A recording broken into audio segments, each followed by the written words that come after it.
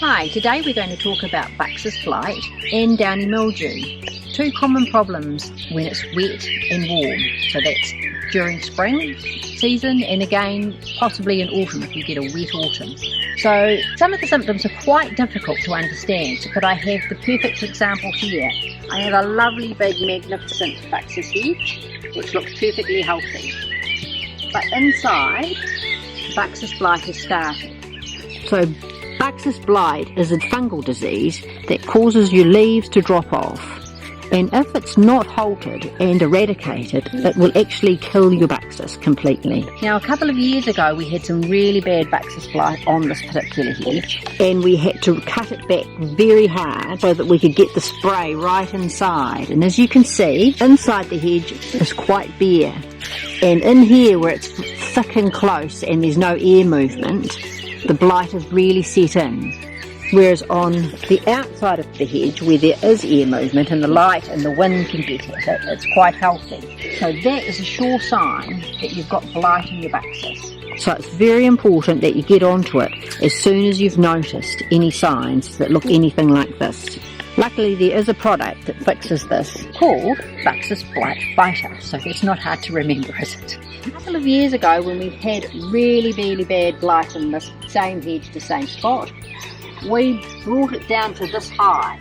It was a bit of a disastrous look, but it was the only way we could really get in and spray and eradicate the blight that was inside. And then you can see it's only 2 years from then, and you would really hardly know that we'd ever had blight in this hedge, except if you have another look in the middle, now have the blight back. But we'll get on to spraying this now, and we'll have it sorted within a month. Because we've caught the blight early this year, we're literally just going to take the top 6 inches off and just bring the hedge down to here so we can get the spray right inside. So this is the Buxus Blight Fighter you need to save your Buxus with. It's a systemic fungicide, but it still is really good if you can get it all over the entire bush. Get the sprayer right inside where there's no light and spray everything that you possibly can. The more coverage you can give it, the better. Now, Buxus Blight Fighter kills all the nasties in the ground, but it also eradicates some of the good things as well.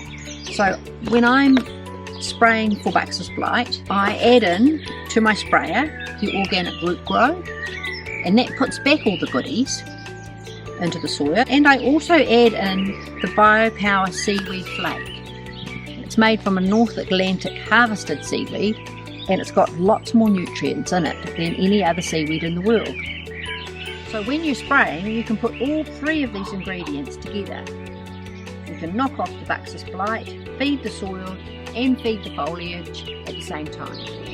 These leaves come from an Indian hawthorn and show a classic symptoms of downy mildew.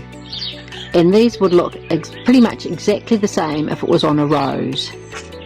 Now the difference between downy mildew is that it's slightly reddish in colour, slightly splotchy rather than a dot, and you can see it on the reverse quite clearly, whereas black spot is obviously black and it's more a spot and not a splotch, and it's not as clearly visible on the reverse. Here I am in front of my old Rose Mutabilis, who's really tough, but should she get downy mildew, this is the product I'm going to use again, which is the Buxus Blight Fighter. Now, it doesn't really say anything about using it on roses, but on the reverse it does. And this is the only product really on the New Zealand market that will kill downy mildew on roses.